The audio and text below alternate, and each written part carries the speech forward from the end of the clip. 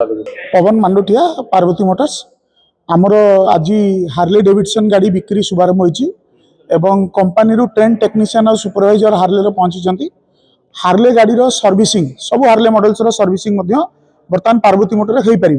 Spare parts everything is available आउ Harley सब प्रकार मॉडल आमर हार्ले X440 तार तीनोटी की भारिएंट बर्तमान अवेलेबल आउ गाड़ी बिक्री आरंभ होती प्रथम दिन आम 3-4 गाड़ी बिकिचु जो मान डिमांड था आमे सब कस्टमर को रिक्वेस्ट करूँ से पार्वती मोटर आसतु हार्ले डेविडसन टेस्ट राइड नहीं गाड़ी चलातु 440 सीसी इंजिन अच्छी सर 30 तलू माइलेज दब ना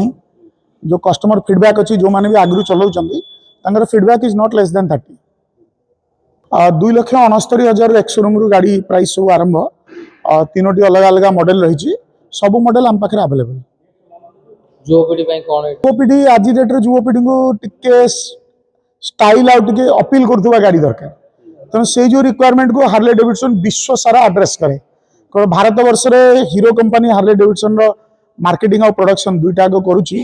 तेणु किसी बछा बछा शोरूम रे बर्तमान हार्ले डेविडसन बिक्री आरंभ होती आम अनुगुल आम सौभाग्यवान जे आमको हार्ले डेविडसन बिक्री करने सुजोग मिली।